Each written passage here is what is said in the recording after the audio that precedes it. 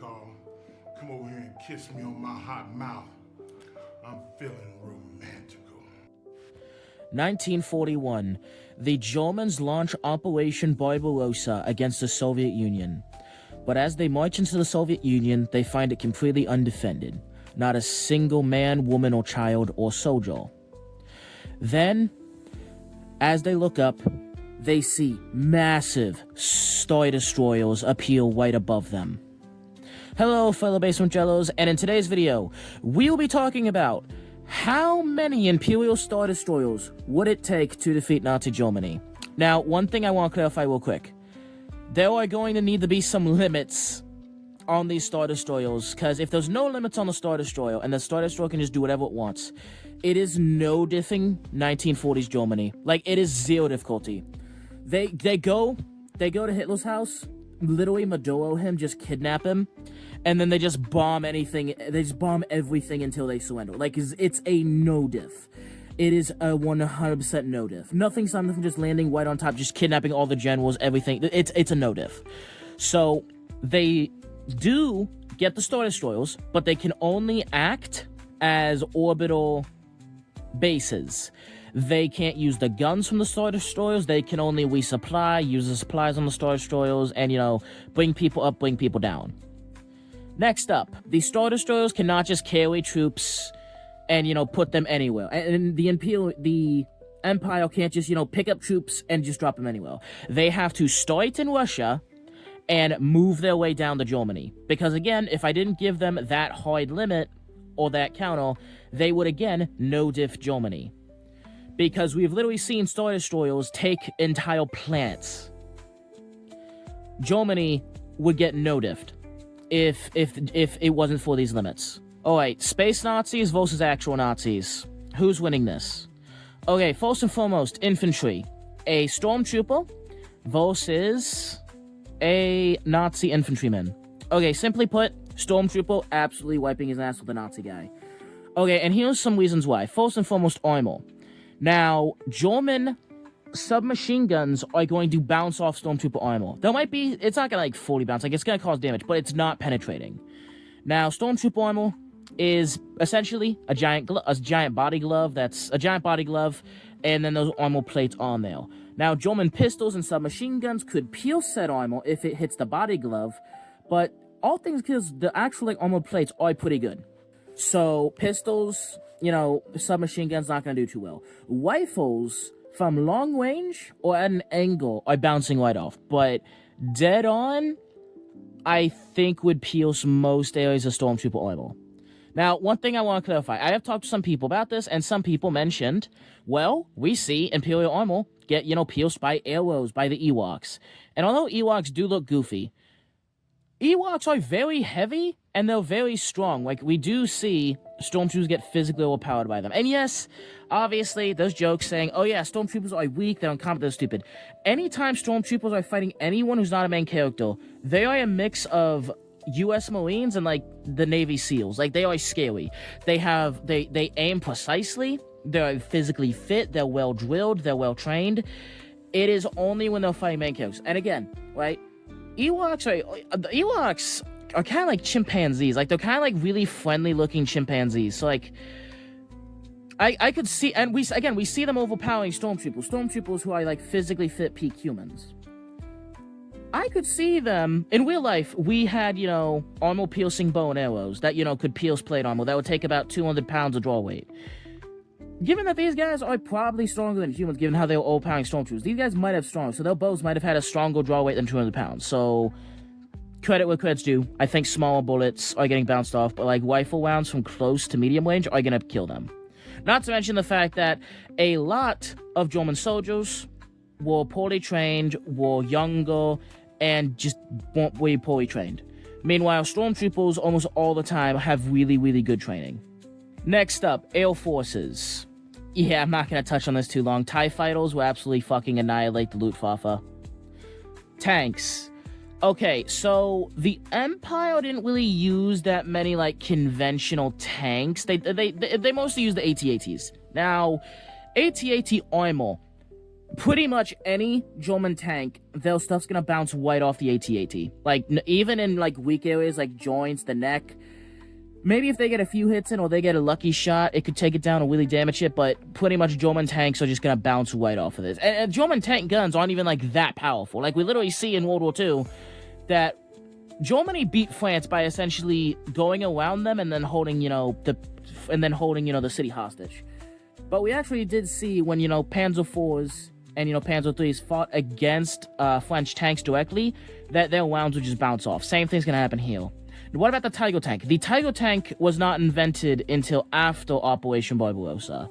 And even then, Tiger tanks are good, but again, it's gonna bounce off pretty much everything. The only way it's actually gonna do anything is if it hits, again, joints or necks, where the Tiger tank, due to having just a much more powerful gun, will do a lot better than, Panzers.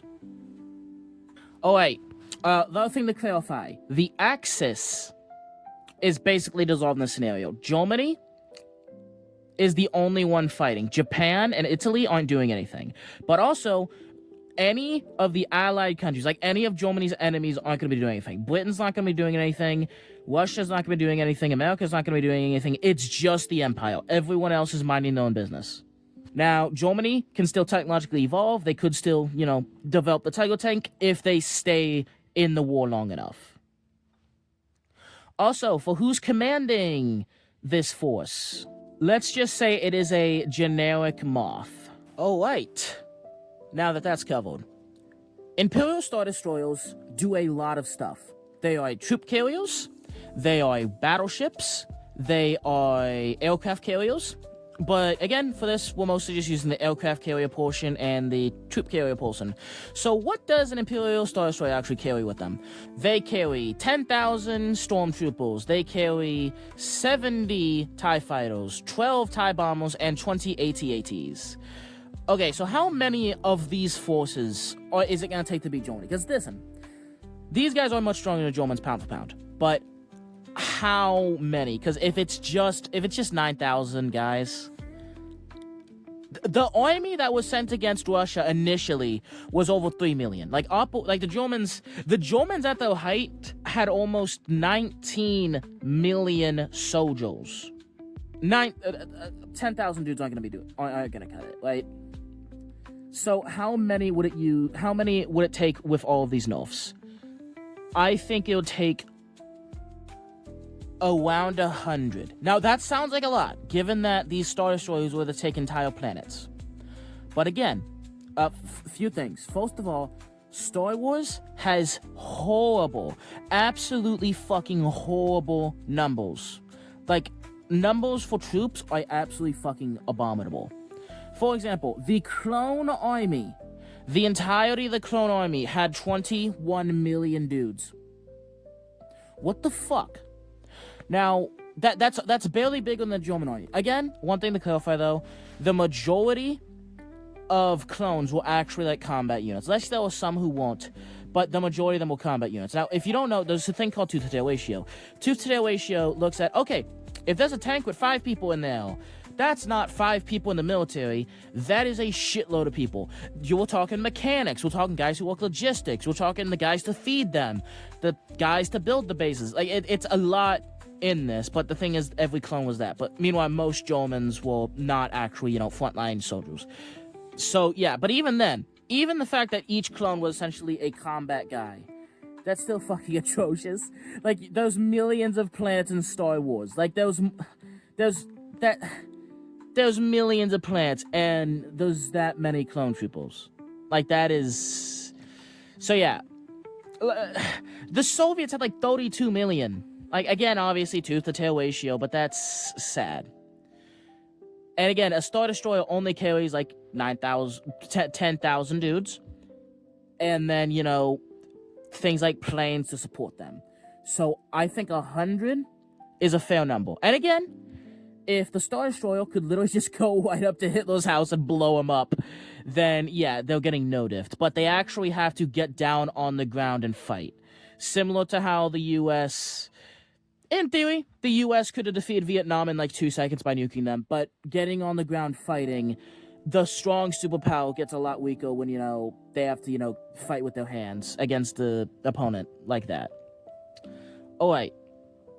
So, how's this war gonna start? First and foremost, the Nazis are getting fucking obliterated. First and foremost, I'm just gonna do some real math. I'm just gonna tell you the numbers real quick. So, it's 100 Imperial Star Destroyers, so that means 100,000 Stormtroopers against an initial force of 3 million. 7,000 TIE Fighters, 2,000 AT-ATs, and 1,200 TIE Bombers. Now, given the fact that German infantry is worse than Stormtroopers, but not by that much, the Stormtroopers are low-key going to be getting fucking carried by the equipment. Because the German Air Force is going to be fucking useless against that many TIE Fighters. German artillery, which would be carrying this fight, because again, AT-ATs are going to fucking obliterate Panzers. Now again, Panzers are much faster, and AT-ATs are really fucking badly designed, and can really only shoot forward. But again, an AT-AT is one-shotting any German tank. Even if Tiger tanks get introduced in a scenario, it's still getting fucking one-shot, no diff. A swarm of these guys is still dangerous. Like, even though most of the rounds are gonna bounce off, a swarm of them could really fuck up an AT-AT. The thing is, though, it's not gonna get swarmed. That's not happening. That's not happening for a few reasons. First and foremost, TIE Fighters and TIE Bombers. Any large group of Germans, any, really cluster-together group of Germans, are getting bombed. Or, even strafe. Like, a strafing one from a TIE Fighter can really damage or destroy a German tank. Another thing is, even though I did compare AT-ATs to tanks, they're really more like on-ground troop carriers. Yes, they are tanks, but their main goal is just to carry troops. And again, they do a pretty good job at that. And so, another big issue on why the initial force sent against Germany are going to get fucking demolished is due to Nazi arrogance. The Nazis believe, hey, all we gotta do to defeat Russia is kick down the door. That really fucked them up in real life. But the thing is that they were kind of, at least initially, somewhat right. The Russian army was poorly equipped and shittily trained, and were just mentally weak. They were just stupid. They were so ignorant. They kept letting them be encircled. They didn't have anything. They were garbage. The thing is, though, Russia is they were so big, so fat, that Germans just got stuck. And they ended up having to fight through winter. And they didn't even have fucking winter coats. Their stuff wasn't designed for this cold. So the oil and gas in their stuff was literally freezing while the machines were on. So German incompetence really led to German overconfidence led to incompetence, which helped them lose against the actual Soviets. But thing is, they actually somewhat had their easy fight initially. The Soviets were kind of tissue paper during the beginning of the war. And even then, the Germans still took casualties. If they are hit with an opponent that's smarter and stronger than them immediately, they're going to take so many fucking casualties. Especially the fact that Hitler was kind of a retard. And he would refuse to allow his men to retreat, even when their men were getting fucking butchered, and retreating was a high IQ move. So,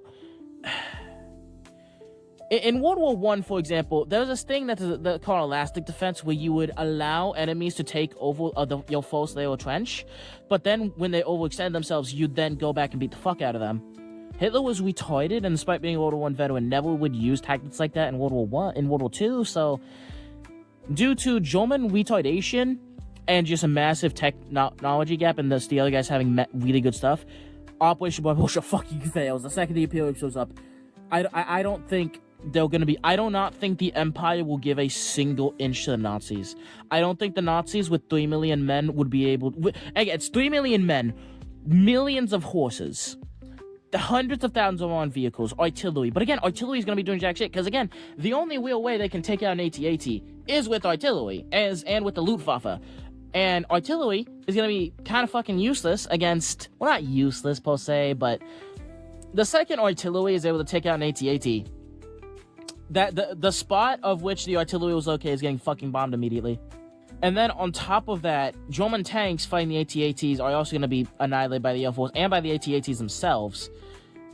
And so, yeah, they're taking a shitload of casualties. Germany is going to meet a Germany is like a dude who's running full speed into a concrete wall, gets hit, and then gets back up and runs right in the concrete wall again until those 3 million men are fucking decimated and basically ground to fucking paste, and Germany has to scramble to grab the rest of their military and slam it against the Soviets.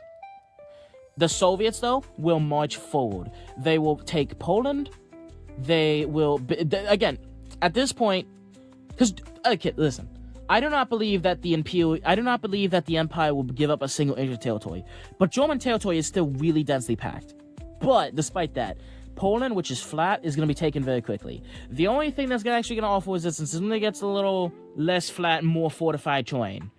Like, when they actually get to the heartland of Germany, Germany will do everything they can to fortify everything, to use everything they have against this threat. I'll be honest, though, I do not think the war in Russia is going to take a year. I think it's going to take like a few months max. So Germany will not have the time to develop the Tiger tank. And even if they did, it's just a bigger target. Germany are going to take actual millions of casualties. Meanwhile, stormtroopers will really only be taking casualties in big cities. When they're like big cities, where they actually have to send guys in, they're going to take casualties. But even then, they can bomb the fuck out of these cities. They can artillery strike them. They can bomb the fuck out of them. But yeah, stormtroopers will be taking some casualties there. But given how good all of the other stuff is, like, armor, Air Force, that's why I think a relatively small amount, like 100,000 stormtroopers, could defeat actually like 20 million, like millions of Germans. Not to mention the fact that all of the resources that went into the Atlantic Wall are going to be put into a massive line of defense protecting the German heartland. And this is actually going to be a good fight. Germany is going to put everything to protecting their heartland. Despite that, though, the Empire, with some casualties, will take Germany. Hitler will evacuate to France, and the capital, Berlin, will be basically nothing but some rubble, with some stormtroopers, clearing out any, hiding snipers or anything like that. The Empire, after, taking the heartland of Germany, will then have a fairly easy time making it to the Maginot Line. The Germans fortify the Maginot Line using the last remnants of their military, everything they have to defend the Maginot Line from the Empire. Despite that, though, the concrete fortifications will be blown apart by AT-ATs, will be bombed to shit by TIE fighters and, TIE bombers, of course. And again, all of these European cities, which, have civilians, have the, German soldiers. On paper, if stormtroopers were to have to, fight them and clear the seas out directly, this would be where the Nazis have a huge advantage, and this is where the Nazis would want to fight. The thing is, though, they're not going to do that. We literally see in comics where a virus gets released on a civilian population, and instead of dealing with it, they literally just bomb the city, killing 200,000 people. And that's their own people. They're not going to give a shit about German civilians. So German cities are going to be just fucking decimated. Anyway, after the Maginot Line is breached, the Germans then pretty much have their last stand in Paris, get fucking obliterated. And I kind of see Hitler and, high-ranking German troops and what little bit of the German military is left trying to flee to the coast, which is just an airtime. As they're fleeing, they're going to get picked apart by TIE fighters and TIE bombers. So that's how a conflict between the Empire and the Germans would go. Now, obviously, I know some people are going to disagree with that 100 Star Destroyer thing. It's not the Star Destroyers. It's not Star Destroyers. It's only the ground and air forces Star Destroyers carry with them. And we do see these, massive things conquer entire planets. But again, that's because they can bomb them, which they can't do in this scenario. That's because they can land troops right on top of you, which they can't do in this scenario. Unless you're, bordered with them. Like, they can land troops in territory they own. So after they, fought and owned Berlin, they can land troops in Berlin. But they can't land troops in Berlin right when the battle lines are in the Soviet Union. You know what I mean? Another thing is again, just numbers. Real-life militaries have... Star Wars is just so horrible with that. Like, the clone army could enter World War II and would absolutely fucking annihilate literally anything you look at. but they wouldn't be the largest army. Like, the Soviets would be larger than them. And this was an army meant to, you know, fight a galaxy-spanning war. So yeah, that's why it would take the ground forces of so many Star Destroyers. If the Star Destroyers could do whatever they wanted with no regulations, it's taking one, not just to conquer Germany, not just to no-diff Germany, but to literally no-diff, at least low-diff all of World War II Earth. Alright, thank you for watching. Please make sure to like and subscribe. And also, if you want more of these types of videos, please just ask. When I was initially coming up with this idea, I was initially going to use the clones, but I'm not going to lie.